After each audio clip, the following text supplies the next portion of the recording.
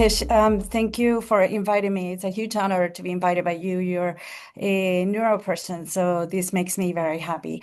I like your beer. It looks very nice. And Trevor, I also have to say that thank you for that wonderful talk on your genital malformations, which is always a hard topic, but a very, very interesting topic. Okay, on that note, let's go and talk about lung lesions seen by MR. And as Trevor, has demonstrated, there's really no fetal MR without talking about embryology. So let's talk a little bit about embryology and the lung, particularly in the fetus. So in the lung, it all starts at the fourth week, actually a little bit better before, but that's okay. When we have a single foregut malformation tube, which then comes off with these, this is going to become the esophagus, and then this little bud is going to be the respiratory diverticulum. By week fifth, it's going to keep on branching, and then it continues to become more and more complex as gestation continues.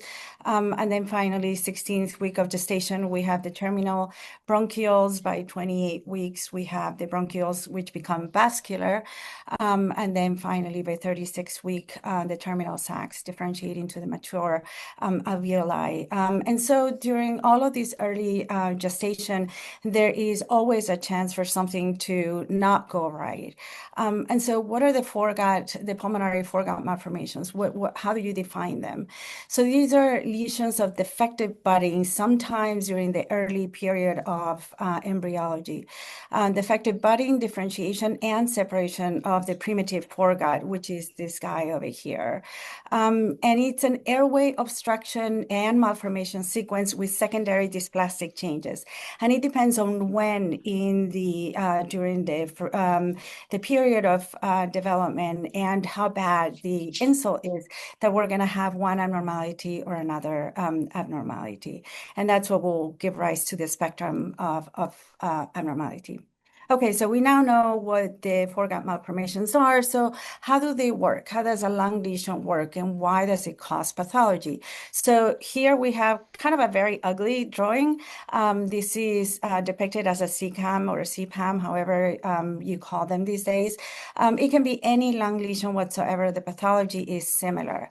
So if we have a lung lesion, this is going to, if it's large enough, it's going to cause mediastinal compression, which means that there is going to be decreased venous return, and that's going to lead to hydrops. And hydrops, if you learn something during this course, is that hydrops is a really bad prognostic, how do you call it, factor for outcoming kids. If you don't do, if you can't reverse hydrops, and the kid will die. Okay. So what else happens when you have a lung lesion? Well, this is a huge lesion. So this lung is going to be compressed, and the contralateral lung is also going to be compressed, which leads then to pulmonary hypoplasia. And that's not good because the kid needs to all of his or her lungs in order to breathe when he or she is born.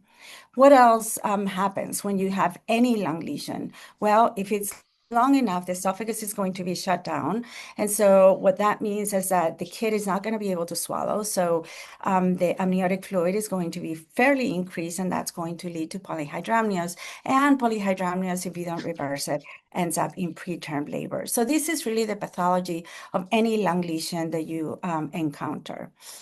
How do we call these fetal lung lesions? And I do think that pediatric radiologists are very Pacific people until we talk about lung lesions, and then everybody thinks that they're right. So the nomenclature is kind of a little bit unclear. It really depends on the center. Like in one place, in Texas may call it one place, in Boston they may call it a different place, and I don't know, in London they may call it a third thing. And it doesn't really matter what you call it. And what I always tell the residents is that the most important thing that you can do is define the lesion, describe the lesion, and then talk about the mass effect that it does. And then the name is really not that important. The most common lung lesions that we're going to have in the fetal period is really going to be the bronchopulmonary malformation. And these lesions are really interesting because all of them 99% of them are going to be hyperechoic or increase hyperechoic and increased T2 signal. And that's the one thing that kind of unites most of the bronchopulmonary malformation. But, just like, the cloacal, findings, these lesions are very mysterious and they always keep us humble because the more that you study them, really, the less that you know. And they're always, always fascinating. Okay, so what are these bronchopulmonary malformations? So the most common ones are going to be the five that I'm going to describe now, and that is a congenital pulmonary airway malformation, CPAM, CCAM. CCAM was the old way of calling them. CPAM is a new way, whatever way you call them. But it's pretty much a hematomatous derangement of the fetal lung that results in cysts of different sizes. If they're greater than 5 millimeters, we call them macrocystic. If they're less than 5 millimeters, we call them microcystic. And then, of course, what you need to do is define what the mass is doing to the contralateral lung and the fetus in general. So this is a CCAM or CPAM.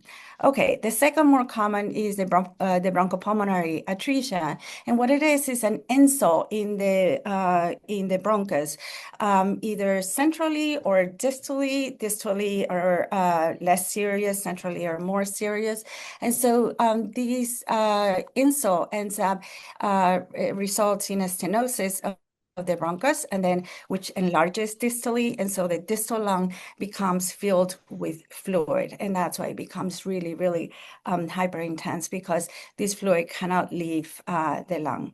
Okay, the third more common is the sequestration, and we all know that the sequestration, the sine qua non, is going to be the arterial feeder, and it can be intralobar, extralobar, supra, diaphragmatic, infradiaphragmatic in etiology. Then the fourth, they're kind of sort of rare, sometimes difficult to evaluate or diagnose. Sometimes it's a diagnosis of exclusion. CLE, also called CLO.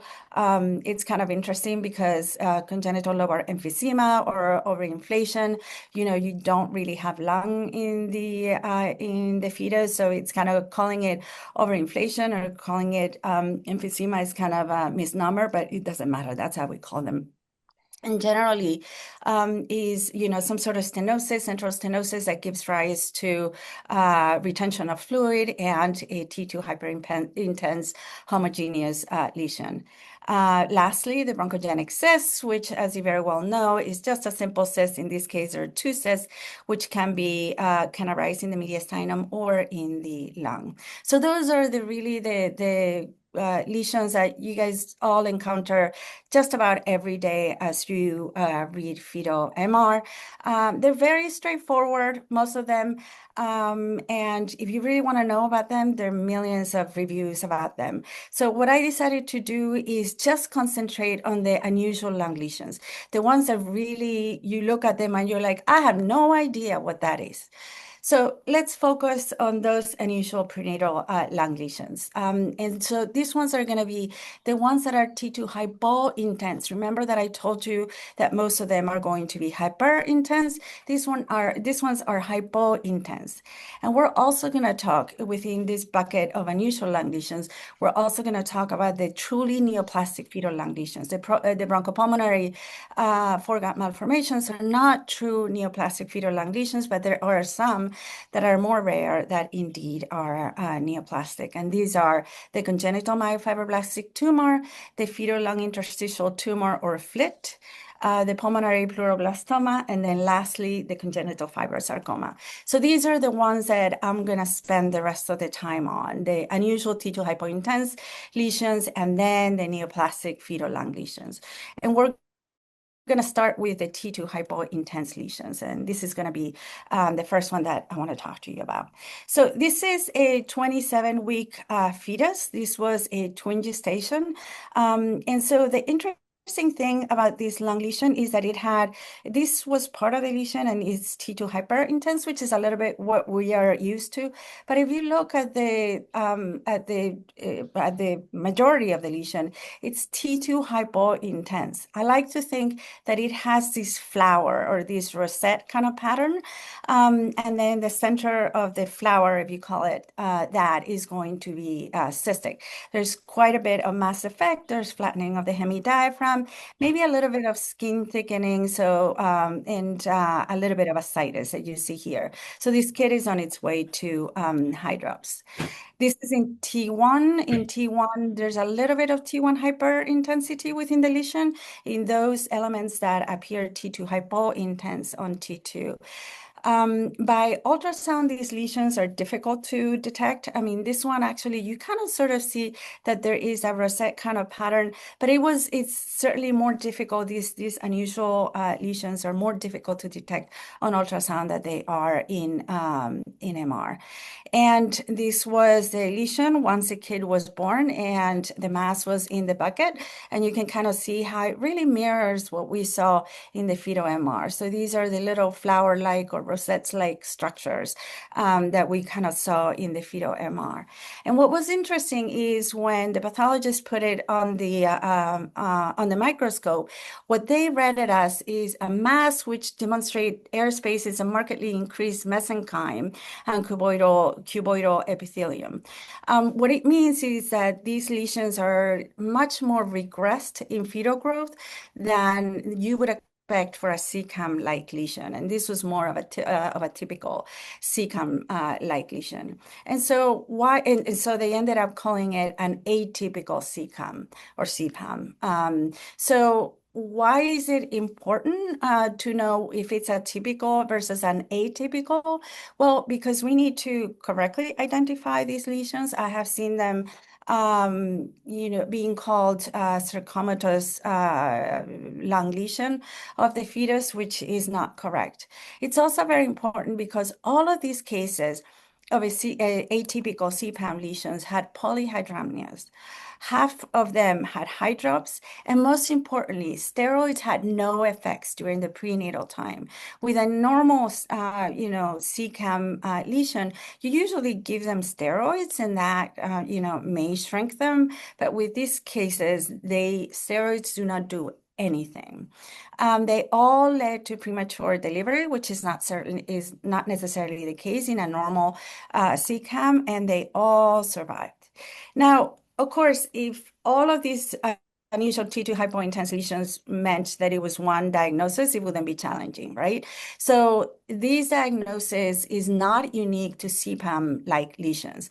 These unusual T2 hypointense lesions, the differential diagnosis also includes this abnormality. So we looked at this guy and we said, okay, well, these are the rosette-like structures, right? And then the center is kind of cystic. So it's a little bit T2 hypointense. So this has to be an atypical lung lesion, right? So, or an atypical CPAM. This is what it looked like in ultrasound, slightly hypoechogenic, but not much that you could tell. And this is what it looked like in the bucket. And in fact, this was not an atypical lung lesion. This was a congenital myofibroblastic tumor, which is a true neoplasm, unlike the CCAM lesions. And these ended up dying from severe lung hypoplasia. So what are the congenital myofibroblastic tumors? They're different than the CCAMs and the foregut malformation lesions. They are benign. They have a benign etiology. They're solid mass, as you see here. This one from the literature is hypoechogenic with respect to lung and T2 hypointense, although I know that it's a little bit bright in this image. They do have an internal flow and there's no feeder. They may have significant mass effect and lead to hydrops, so you have to be careful. In this case, there is skin thickening, there is pleural effusion, and there is a little bit of ascites. So this kid has hydrops, which, as we know, if you don't do anything about it, then the fetus will die. This is what it looks like once you put it in the bucket. In this case, the fetus survived. And what is interesting is that the congenital myofibroblastic tumor is the only pulmonary neoplasm that is reported as early as the second trimester. And this is going to be really important. This is another case of myofibroblastic tumor, which also comes from the literature. It's T2 hypoechogenic, hypoechoic. Um, Whatever. I'm just having a moment. There is, with this congenital myofibroblastic tumor, there's no reported distal mets or recurrence. Of course, the treatment is going to be complete resection. You don't need adjuvant therapy, and the prognosis is good in the absence of hydrops or prematurity. So it's a relatively good tumor to have as long as you don't have much pulmonary hypoplasia. Okay, so then we have the CCAM, the atypical CCAMs, and then we have what can be a neoplasm. So this is very different, and the counseling is going to be very different. So is there anything that we can do to differentiate the two of them? And in fact, when we looked at all of the cases that we had of T2 hypointense lesions, we saw that, by imaging, there's nothing that you can really use to differentiate one versus the other. These are, mediastinal shift, pleural effusion, pericardial effusion. We looked at all of these imaging, descriptors, and nothing really stood out to differentiate one versus the other. Okay, so what else can we do? Is there any clinical, characteristics that can define and differentiate one versus the other? And the truth is that no, there wasn't any, like age, mass of resection, the delivery method, and cause of premature delivery. It didn't differentiate one versus the other. But there was something that can differentiate a true neoplasm from a foregut malformation. And so this paper came out in 2017 from José Dubois' group. I don't know, my French is not the best, but it was this group in Canada. And what they said is that the timing of detection in utero is a huge, important key differential between congenital bronchopulmonary malformations and tumors. And so what their hypothesis is that if the lesion is not there the mid-second trimester or early second trimester, so you have to consider a neoplasm. Okay, so if you have a lesion that shows up before the late second trimester or the third trimester, then that's a bronchopulmonary foregut malformation. If it shows up late in the second trimester or third trimester, then you really have to think neoplasm. Okay. So what are the other, we've talked about congenital myofibroblastic tumor. What are the other tumors that we can see that are kind of rare, but we have to think of, and that truly present in the third trimester or postnatal period? And one of them is the fetal lung interstitial tumor. And this is, Chris Cassidy gave me this image. I do have to say that it's a solid tumor, even though it looks cystic in this image, but it is indeed a solid tumor. And it may reflect arrested lung development. In fact, the histology resembles fetal lung at 20 to 24 weeks of gestation. And again, the key characteristic of a true tumor is that in this case, it presents in the third trimester.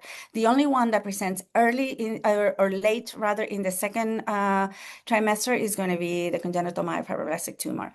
The rest of the tumors are going to present late in the third trimester. And so this is a fleet tumor that appeared in the third trimester. So by imaging, they all had a normal second ultrasound. By ultrasound, they're echogenic and solid, and by MR, these are hyper intense. The treatment is going to be surgical resection. Usually they do not recur, even if they're incomplete, if they have an incomplete resection. And the necessity of chemotherapy for now is, taken on a case-by-case basis. Okay, let's go to the third kind of pulmonary neoplasm that occurs in the fetal time. And of course, as you very well can recognize, this is not a fetal image. I just didn't have any fetal MR image to show you, but I did have the case of a 3-year-old kid with recurrent episode of respiratory distress. And of course, you see that the left upper lung is really, really loosened. And in fact, it looks like a pneumothorax, doesn't it? But you know that it's not a pneumothorax. We don't have a sharp line differentiating it. And so this is a pulmonary pleuroblastoma. So the pulmonary pleuroblastoma cases are fascinating. They're the most common primary lung malignancy in children. They usually happens in children younger than 6 years of age. And there are three types, type 1 to type 3. Type 1 are cystic, type 3 are solid. Type 1 are the ones that present usually prenatally or early postnatal time. And then the type 3 are the ones that present later in childhood, as in 6 years or younger. And they are related to DICER1 mutations, so you have to make sure that there are no other tumors that are involved in the DICER1 mutation. And I'll tell you, I used to read films for a country in Africa. And so what they would do is they would send me in Botswana, they would send me a picture through with their camera of the X-ray, and then I would look at it and then try to figure out what's going on. So they sent me a picture of, I think it was a 1-year-old that had a pneumothorax, and then they told me, Teddy, I don't know what's going on, but this kid has had a pneumothorax for a year, and we don't have a pediatric surgeon that can actually put a tube. And so, in fact, a pneumothorax for a year was not a pneumothorax, and it was a pulmonary pleuroblastoma. So always be very careful because this one looked very benign, but they're not so benign looking. It always fascinates me. This is a CT, how benign and unaggressive these lesions can look. It's just a cyst, it's just, thin septations, but in fact, it's a neoplasm. And this one, of course, had a positive DICER mutation.